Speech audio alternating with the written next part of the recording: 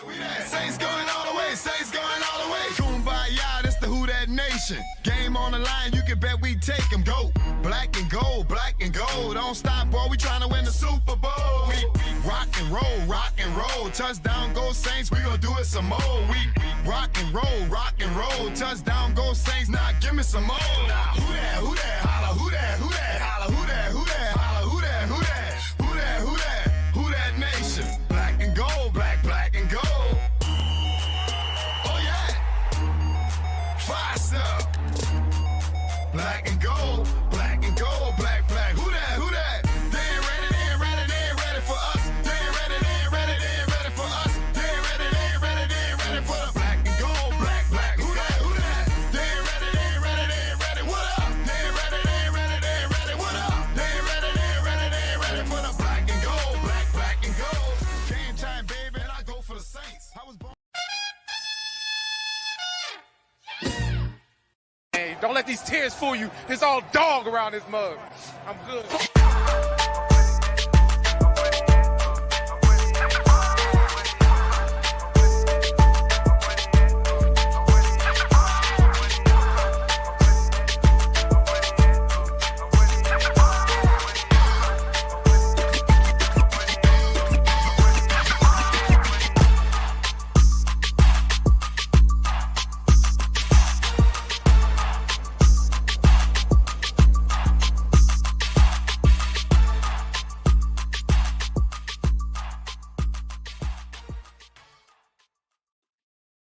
Good morning, Who Dat Nation.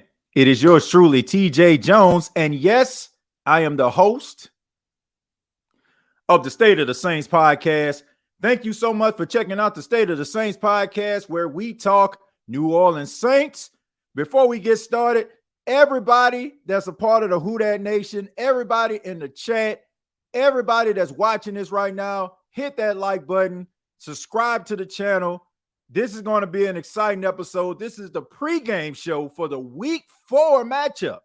The New Orleans Saints get some home cooking against a rival, the Tampa Bay Buccaneers. The NFC South is wide open. I'm pretty sure half of you probably seen the Falcons lay an egg in London, losing another game, 2 straight. Desmond Ridder looking about as suspect as a guy in a police lineup. The dude is slow, and I couldn't be more happy. I'm just going to be honest with you. Look, the Atlanta Falcons are a good football team, Who Dat Nation, but Desmond Ridder is going to hold those guys back. So the Saints, they better get their stuff together, because the Atlanta Falcons are about a quarterback away from being a good football team. And I just hope that Arthur Smith isn't smart enough to go to Taylor Heineke, a guy who is a baller, a guy who is a warrior, and, he doesn't give up. So keep this Desmond Ridder train moving, please, Atlanta, all right? I mean, the Atlanta Falcons, they look good for us running a football, but Desmond Ridder missed a pick six himself, pick six shorty. They ain't winning nothing with that, right? And I'm happy. I'm happy that the Atlanta Falcons, it looks like they're going to get in their own way. But speaking of teams that get in their own way, our New Orleans Saints have to take on the Tampa Bay Buccaneers, and I'm pretty sure a lot of you already heard, and I heard, and Nick Underhill already spilled the news that Derek Carr is going to be active in this game versus the Tampa Bay Buccaneers. Now, some people probably think to themselves, TJ is probably going to be upset. He's probably going to be mad. Why would the New Orleans Saints do something like this? Why would they have their $150 million quarterback who is suffering an AC sprain in his right throwing shoulder? Why would they thrust him into the lineup with an offensive line that can't protect if they had 2 condoms on? I don't understand, but I'm not even mad. I'm not even mad, because this is so on brand for the coaching staff of the New Orleans Saints, making decisions that make you want to scratch your head. So why in the world would I be surprised at the boneheaded decisions that these coaching staffs seems to be making? Now, I understand that Derek Carr hasn't played a snap And somebody made an interesting point. Shouts out to Kim that's on X. She said, we don't know Derek Carr's body. I don't know Derek Carr's body. I will concede to that. I don't have a power where I can have an out-of-body experience and leap into the body of another individual. I'm not Sam Beckett from one of my favorite shows of all time, Quantum Leap. If you don't know what that is, you must be out your freaking mind. But Sam Beckett had opportunity to leap from life to life, right? You know what I'm saying? Striving to put right what once went wrong and hoping that his next leap would be the leap home. So I don't have that ability. But I will say this. This offensive line looked terrible. For the last 3 weeks, your quarterback has been sacked 11 times. And that's not even counting how many times he got hit. Now, I don't know what was the thought pattern behind this. It's early in the season. You got a very serviceable backup quarterback, could be a starter in the league, and Jameis Winston. But instead, you decided to bring this guy out here. I don't care what anybody says. This is more of what this organization thinks of Jameis Winston, more so than a warrior mentality of Derek Carr.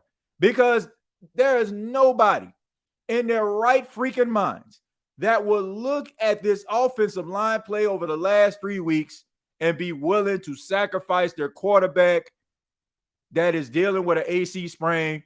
And you better trust and believe that the Tampa Bay Buccaneers are going to try to do everything that they can to try to get pressure on Derek Carr to give him the final blow that will have him out for a couple of weeks. Now, I'm not hoping that this happens. I'm really not. I want to see this guy go out here and ball. I don't want to see this dude go out here and hurt himself. I think that Derek Carr is a really good quarterback. Contrary to popular belief, this has nothing to do with Derek Carr and his abilities and all that kind of stuff. I leave that to the debaters of the Jameis Winston versus Derek Carr debates that go on and on and on and on and on and on and on and continue to go on. I'll leave that to y'all. All I'm saying is I am concerned about this dude's well-being. And if you are a New Orleans Saints coach, a member of this organization, you should too. But once again, this is on brand for what has been going on with the New Orleans Saints coaching staff. A bunch of decisions that have us scratching our heads and decisions that end up coming back to haunt them in the future. So I'm willing to stay tuned. I'm wishing that Derek Carr goes out here and throws 4 touchdowns, and they're talking about him all week, talking about the Herculean effort that he put towards. But looking at this offensive line, looking at Pete Carmichael with his old conservative tail, not really being aggressive, not really trying to push the ball down the field, not really utilizing the playmakers like Shaheed and Taysom Hill and Jimmy Graham in the red zone. I mean, come on, Who Dat Nation. Why would I be surprised? Why would I be surprised? Why would you be surprised in a situation like this? And before anybody says, oh, TJ, man, you're always negative. You're always negative. Well, give me something to be positive about. What have you seen offensively that you can say is positive besides Chris Olave winning 50-50 balls? I'm just wondering. Like, people want me to blow smoke up their behinds, and I don't have a smoke machine.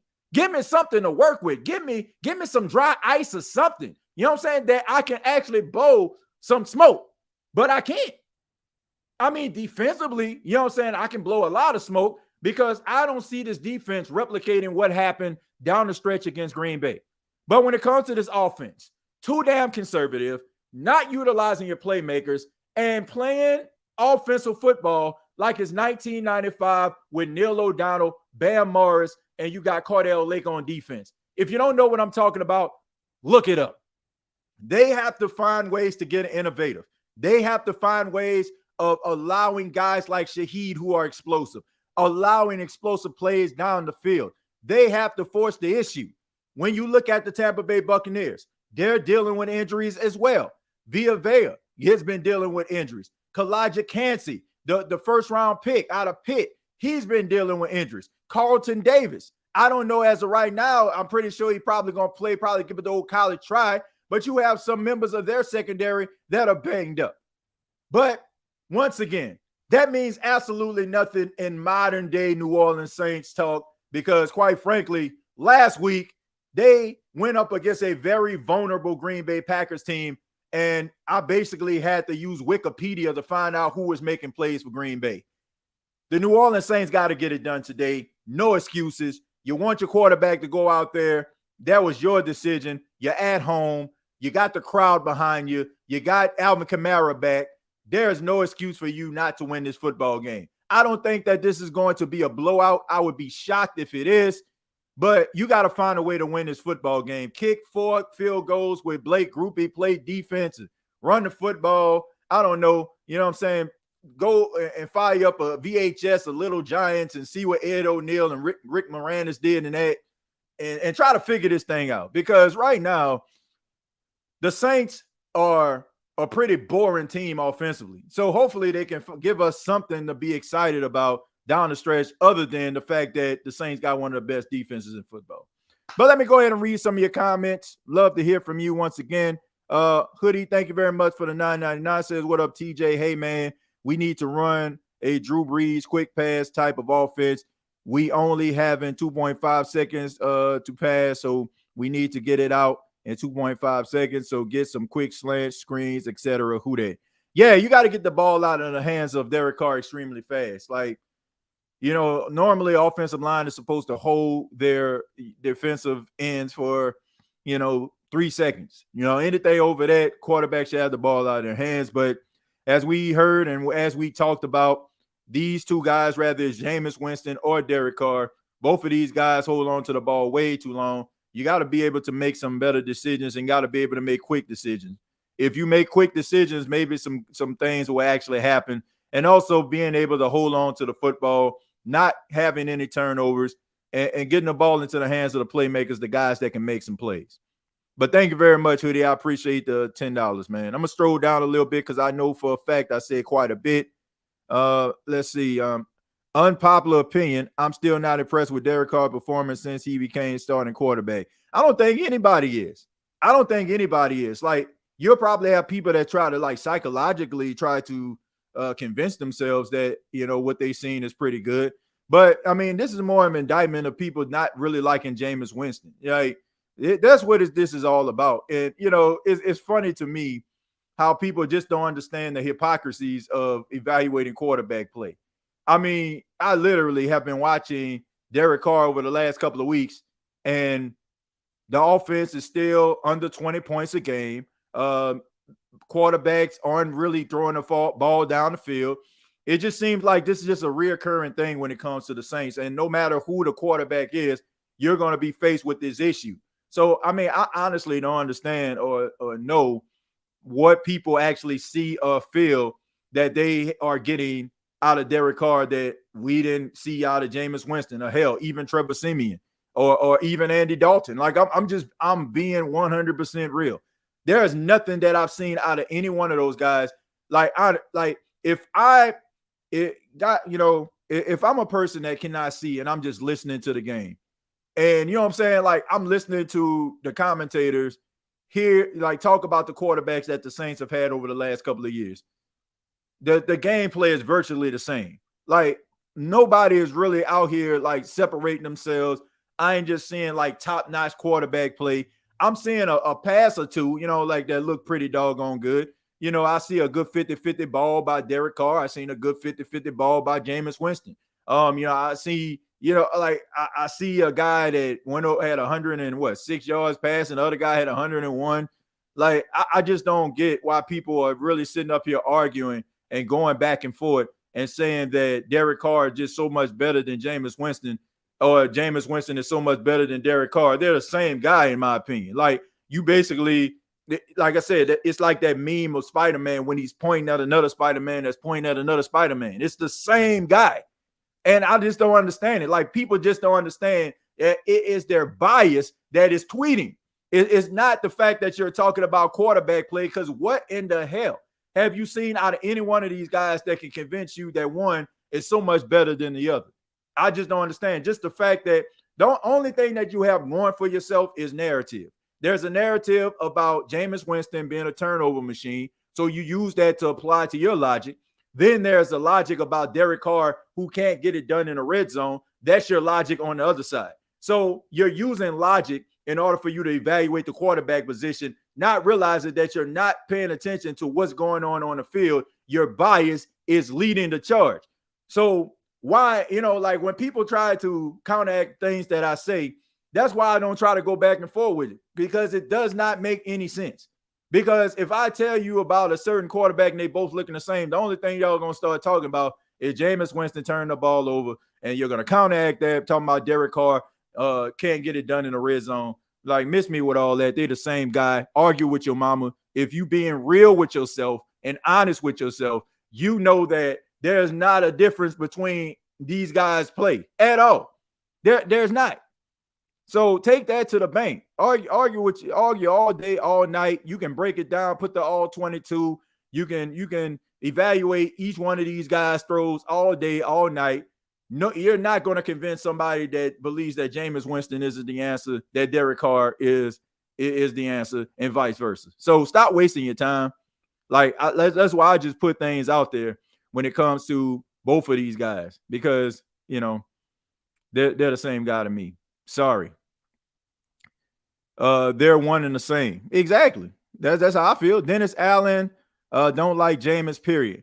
Look, I think that this is definitely an indictment on Jameis Winston as a quarterback. Like, not to say that, he deserves it, but it just shows you that they rather go out here with a guy in Derek Carr that's not 100%. They rather have him out there not being 100% than a quarterback that has started over 80 games in the league. Like, I don't know, man. I really just don't understand it. Like, I would rather, like, let's just say, for example, let's get Jameis to start. Let's just say if Jameis starts to unravel a little bit, you have Derek Carr in as the emergency backup guy. And if, Jameis can't get it done, bring him in. But for them to have their quarterback go to the hospital last week, suffer an AC sprain, and still turn around and say he still gives us a better chance to win, that tells you everything that you need to know about Jameis Winston. And quite frankly, if I'm Jameis Winston, I'm looking to be traded. Like, seriously, I'm looking to be traded. Like, no doubt about it. Like, I don't know what more you need to, you need to see. Like, it's pretty clear. It's pretty clear that they're willing to, continue to pick Derek Carr up off the ground if necessary before they allow Jameis Winston to go out there and play.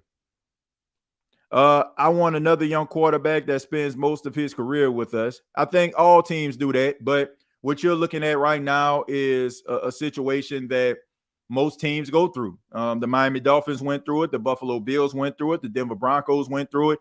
It is hard to find a franchise quarterback. And Saints fans have been spoiled for 15 years with stellar quarterback play, for better or for worse, from Drew Brees, right? I mean, you can talk about Drew Brees toward the twilight of his career, talking about him dinking and dunking and him not really being able to push the ball down the field.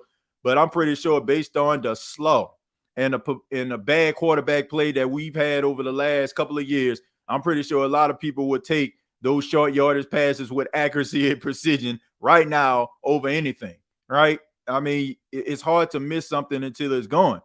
People didn't appreciate Drew Brees the way that they should have. Like, now he's gone. Now people realize his greatness, not just playing the quarterback position, getting the ball into the hands of the playmakers, but his ability to be able to interact and communicate with his offensive line and helping those guys know what the hell to do. Because, I mean, Drew Brees is looking like one of the greatest quarterbacks of all time. Like, those guys that are protecting Derek Carr and Jameis Winston were the same guys that were protecting Drew Brees. Like, I don't think people understand that. Andrews Pete, Eric McCoy, Cesar Ruiz, Ryan Ramczyk, Trevor Penning never did, but those were the same guys. And that offensive line that they had, them guys were going 13-3 and 12 and, and 12-4. And like, that was the offensive line that Drew Brees was out there with. Now these guys look like mere shells of themselves. So you got to ask yourself why. What's the difference? What's the common denominator? You got to say it's Drew Brees. Drew Brees is so much greater than we could ever imagine. Like, I know people want to talk about his arm strength and him getting old down the stretch, but Drew Brees was the cologne on the musty body of this team. Like, he was the air freshener. at the junkyard. That's what he was. And people are starting to see how great he was. But back to your original question, or your statement rather, it is hard to find a franchise quarterback. It is hard to find a quarterback that can be able to turn it on game in, game out, lead teams, be that leader, show up early, break down film, put the players in the best position to succeed, put the hopes and dreams of a fan base on their back. It is hard. And right now, New Orleans Saints fans, we're experiencing that. Now, some of us have experienced that in years past before Drew Brees got here. And once again, when I say these things, it's not a knock on the younger generation. I mean, you just wasn't there. I mean, you were young. You were running around your grandmother's living room somewhere. You was outside playing in the dirt. That's I mean, everybody's done that. You know what I'm saying? I was playing in the dirt in 1991 somewhere. You know what I'm saying? 10 to the age of 5. It happens, right? But you only know success and prosperity from the quarterback position. But it is hard to find a franchise quarterback. And that's why when you find one, you got to hold on to him for dear life. And hopefully that he can produce and give you solid years of quarterback play, especially like if you draft one. And hopefully the New Orleans Saints can be able to get it done. But when you find something in a guy like Drew Brees, it's special. It's special. And, I know you learn to kind of take it for granted, by criticizing him and saying certain things. Oh, he can't throw the ball down the field anymore. He looks old. I said I can remember exactly. I remember when I was upset with Drew Brees at a game. I think it was on Monday Night Football against the Las Vegas Raiders, and I thought he played terrible. And, what I'm saying? I was one of the people like, man, maybe you need to wrap it up. But, I'm not going to be one of those people that just sit around here and just say, you did this, you did that, and I ain't do it. Like, I was critical of Drew Brees down the stretch of his career as well. But all in all, you have to learn to appreciate this guy because you now realize how important he was to this team, not just throwing the football. Let's see. Brooks had his career with us too.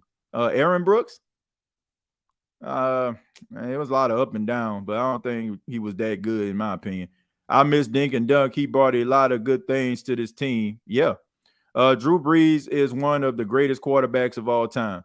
I ain't gonna lie. I think post Drew Brees is making us understand how great he was. Like, I think that looking at this team and the quarterback play over the last couple of years, like, it makes Drew Brees' legend grow even bigger. Like, he's much, like, you understand like how important this guy was to the team, more so now that he's retired, even like versus like when you were actually seeing him play. Like, when you had a belief, like when the Saints were down 3 touchdowns, it was late in the second half, you still believe that the Saints can win the game because of this dude. Like, you had that belief in him, but you learned that he did a lot of things behind the scenes or a lot of things throughout the game that we didn't even realize. That man, Drew Brees was special. And I just think that honestly, it just makes you understand like he should be a little bit more up there when it comes to the top quarterbacks of all time than people give him credit for, based on what the New Orleans Saints looking like offensively since he left. Brees is far and away the GOAT. End of story. Let's see. The offense has been an issue for a few years now. Real talk start Winston till Carr heals. That's not happening. And like I said, I hope that Derek Carr will be okay. I just hope that this offensive line be able to protect him today. If the offense still looked the same with Alvin back, Lil Pete has to go. Thank you for your service and your time. Look, I'm just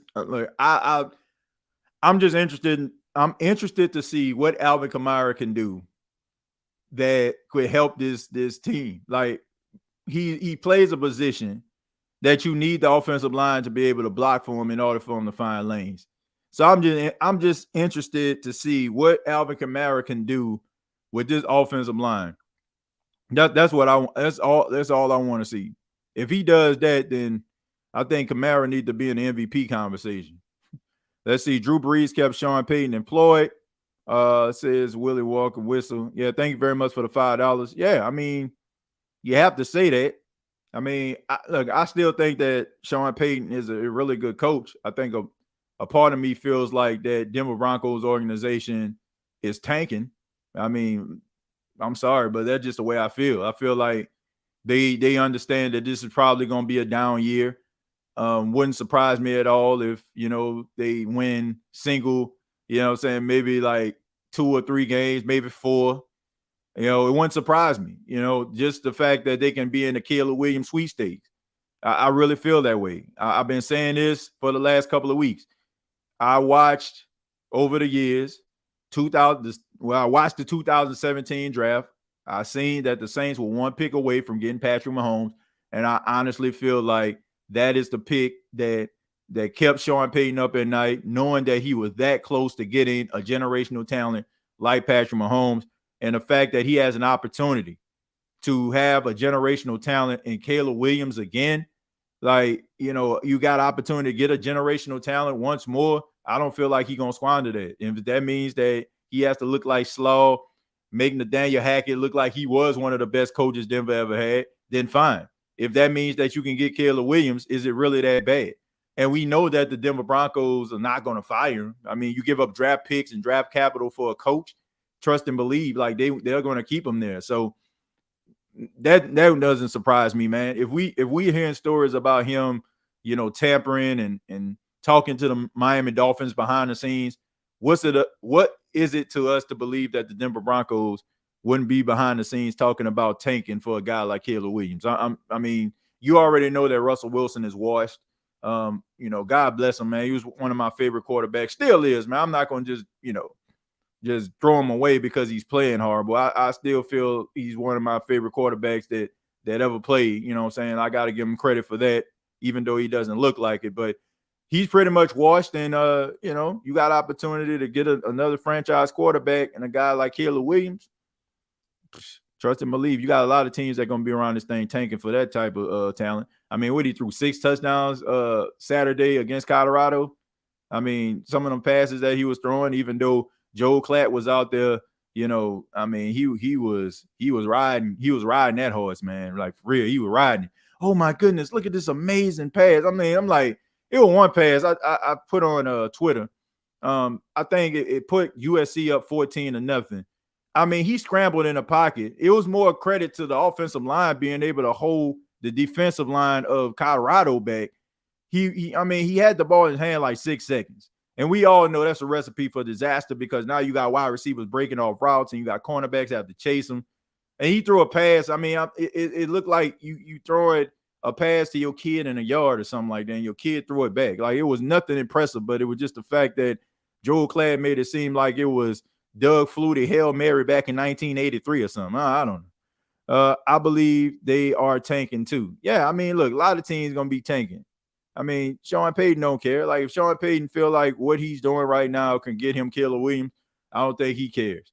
And a part of me feels like they are tanking. Broncos management is on board with a tank season. Yeah, I agree. I mean, this dude is supposed to be the next Patrick Mahomes. So, once again, Sean Payton was 1 pick away from getting Patrick Mahomes in New Orleans. I don't think he wants to go through that again. All right, I'm going to read a few more, and then we're going to go ahead and get up out of here, get ready for the game. Says, he should have drafted Lamar Jackson and followed draft year. We're paying for that to this day. Big Sean, I agree, but that was the arrogance of Sean Payton. Just like it was the arrogance of him not drafting a guy like Jalen Hurts. And he talked about that all the time. Nobody expected that. Nobody expected Jalen Hurts to be as good as he is. I mean, you had a chance to get Lamar Jackson. I mean, I think everybody thought that the Saints were going to get Lamar Jackson. I mean, when they moved up in the draft, everybody was anticipating the Saints drafting Lamar Jackson. And guess what? Didn't happen. You end up getting Marcus Davenport, which was an absolute disaster. I mean, it was what it was, but that just shows you the arrogance of Sean Payton. He'd rather go out there with a guy who, I don't know, who had about 4 or 5 teams, like he'd rather go out there and try to have that guy play quarterback than to try to find a system and maybe burn the midnight oil to come up with some offensive concepts for a guy who may be a little bit of a change of pace than what you're used to. But if you get him on board, he can be something special. And I just think that, the Saints, they better get their stuff together. I'm serious, man. Like, they better get their stuff together, because the way I'm looking at this team and the way I'm looking at some of these other teams in the NFC South, in the next 4 to 5 years, if the Saints don't get their stuff together, we can be talking about the Saints being like one of the worst teams in the South. Like, seriously, because they are so confident and so like arrogant to a point where they actually believe that they're better than what they are right now. And they're not. I mean, I'm sorry, folks. I mean, I'm not here to blow smoke up anybody's behind. They're not that good right now. Like, I don't look at the Saints as one of the top teams in the NFC. Can the Saints get into the playoffs and make it interesting because of that defense? Absolutely. But the way that the Saints are structured right now is not sustainable success, right? Because you're holding on to what Sean Payton did, right, with the offensive concepts. You're going to have, like, after this season, you got to let Pete Carmichael go. Like, seriously, you got to let him go. Like, I think nobody's really looking at Dennis Allen, making it seem like it's his fault because his defense is playing so well, and everybody kind of knows that's his calling card. It was kind of like the opposite when Sean Payton was there, right? The offense was his baby. The defense is Dennis Allen's baby. So if you're going to keep him around, you might have to go to the college ranks and try to find a offensive innovator, a guy who is maybe a diamond in the rough or something like that. Maybe a guy who is an assistant offensive coordinator that's calling plays. You got to find a way, because the way that they're playing offense is not it. So if you're going to keep Dennis Allen, you're going to have to let go of Pete Carmichael. And I'm willing to accept that, right? Because I think we have a larger sample size of Pete Carmichael's play calling to say that he's not a very good offensive coordinator throughout the game. Like, he can call some plays, right? But when it comes to the flow of the game, he lacks. I don't know if he second guesses himself. I don't know if somebody's in his ear telling him, oh, you need to run the ball a little bit more. Let's work the clock. I don't know what's going on. But throughout the ebbs and flows of the game, he's not very good. He's not consistently good. You don't know you honestly don't know what you're going to get from this offense. Like, it's to a point where it's like, just call something that works. Like, you don't want to have an offense like that. You want to feel like he always in his bag. Like Mike McDaniel. Like, he's a weirdo. He's a weird guy. But at the same time, the dude stay in his bag.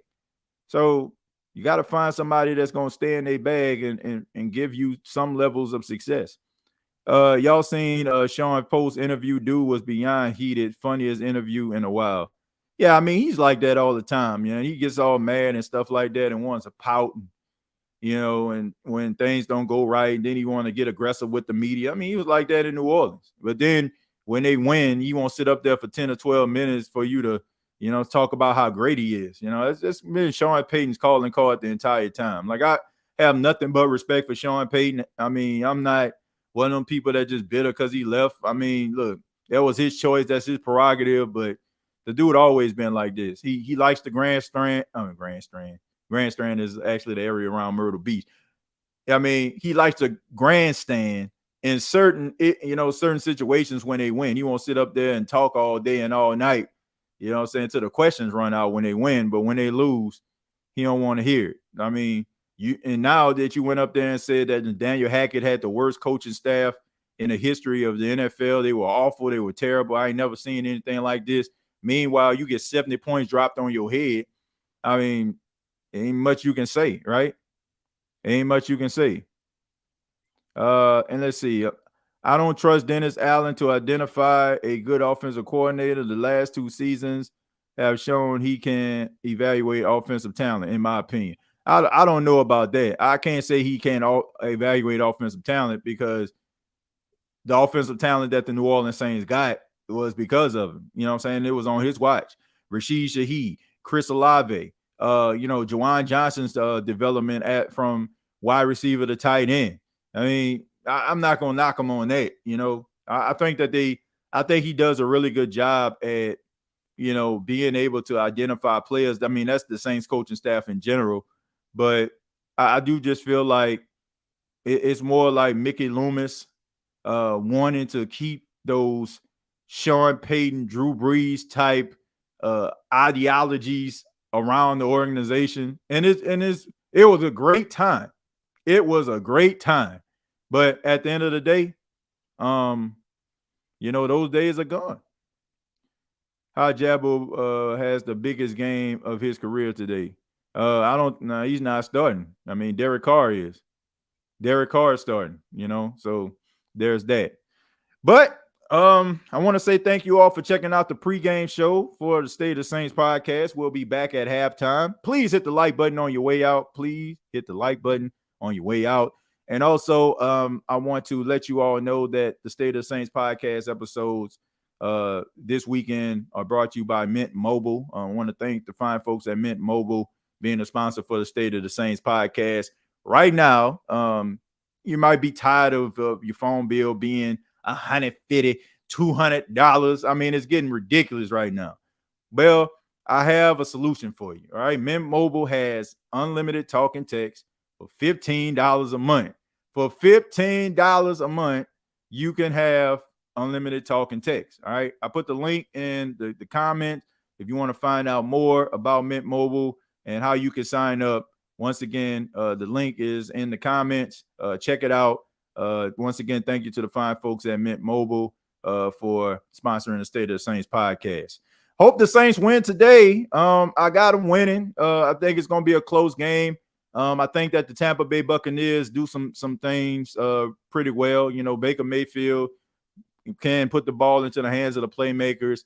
The Saints have to be sure that they are, pressing these wide receivers. They got to make sure that they're making sound tackling.